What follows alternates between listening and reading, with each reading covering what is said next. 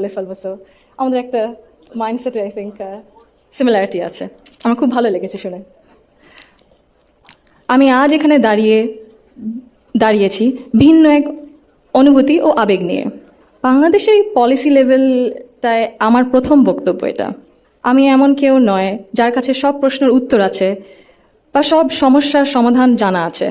তবু আমি বিশ্বাস করি নিজের ছোট্ট জায়গা থেকেও সমাজের জন্য, দেশের জন্য কিছু করার আন্তরিকতা আমাদের সবার মধ্যে থাকা উচিত।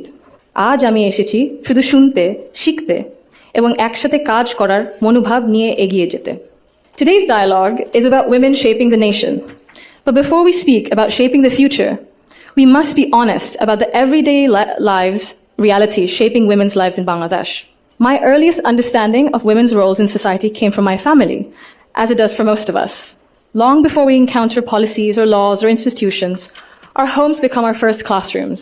They teach us what is possible, what is acceptable, and what is expected. In my home, certain things were never questioned. It was never questioned whether a woman could pursue an exemplary medical career while raising a family. It was never questioned whether a woman could build a nationwide social welfare organization on her own merit. It was never questioned whether a woman was fit to lead, to command authority in a room full of men.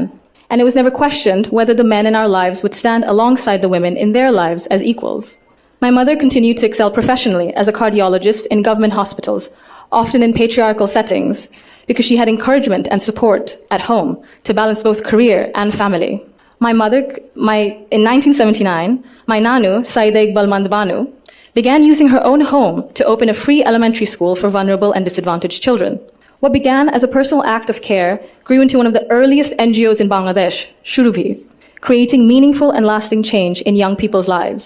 The belief that women's dignity must be recognized both privately and publicly was also reflected in my grandparents' lives and leadership beyond our family. My grandfather, President Rahman, understood that development was incomplete if women were excluded. He saw women as capable contributors at home, at work, and in public life, and that belief carried into the choices he made as a leader.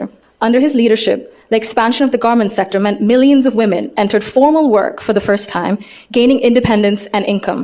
The creation, then, of the Ministry of Women's Affairs reflected a conviction that improving the lives of women and girls required intention and structure.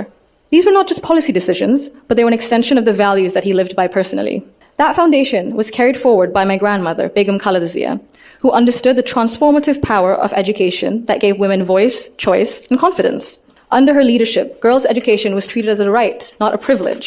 Free secondary schooling, alongside programs such as Food for Education, Cash for Education, helped to keep millions of girls in schools